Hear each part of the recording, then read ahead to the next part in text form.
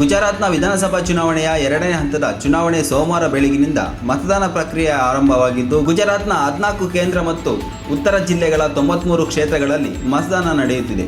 ಪ್ರಧಾನಮಂತ್ರಿ ನರೇಂದ್ರ ಮೋದಿ ಅವರು ಅಹಮದಾಬಾದ್ನ ರಾನಿಪ್ನ ನಿಶಾನ್ ಪಬ್ಲಿಕ್ ಸ್ಕೂಲ್ನಲ್ಲಿ ಮತ ಚಲಾಯಿಸಿದರು.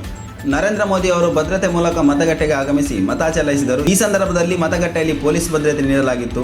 ಗುಜರಾತ್ನ ಮುಖ್ಯಮಂತ್ರಿ ಭೂಪೇಂದ್ರ ಪಟೇಲ್ ಕೂಡ ಅಹಮದಾಬಾದ್ನ ಶೀಲಾಜ್ ಅನುಪಮ ಸ್ಕೂಲ್ನಲ್ಲೇ ಮತದಾನ ಮಾಡಿದರು. ಎರಡನೇ ಹಂತದ ಕೆಲವು ಪ್ರಮುಖ ಕ್ಷೇತ್ರದಲ್ಲಿ ಭೂಪೇಂದ್ರ ಪಟೇಲ್ ಅವರ ಗಟೋಡಿಯಾ ಪಾಟೀದಾರ್ ನಾಯಕ ಹಾರ್ದಿಕ್ ಪಟೇಲ್ ಅವರು ಬಿಜೆಪಿ ಟಿಕೆಟ್ನಲ್ಲಿ ಸ್ಪರ್ಧಿಸಿರುವ ವಿರಾಗಂ ಮತ್ತು ಆಸ್ಟಿಲ್ ಠಾಕೂರ್ ಸ್ಪರ್ಧಿಸಿರುವ ಗಾಂಧಿನಗರ ದಕ್ಷಿಣ ಸೇರಿದಂತೆ ದಲಿತ ನಾಯಕ ಜಿಗ್ನೇಶ್ ಮೇವಾನಿ ಅವರು ಬನಸ್ಕಾಂತ್ ಜಿಲ್ಲೆಯ ಪಾಮ್ ಕ್ಷೇತ್ರದಲ್ಲಿ ಕಾಂಗ್ರೆಸ್ ಅಭ್ಯರ್ಥಿಯಾಗಿ ಸ್ಪರ್ಧಿಸುತ್ತಿದ್ದಾರೆ.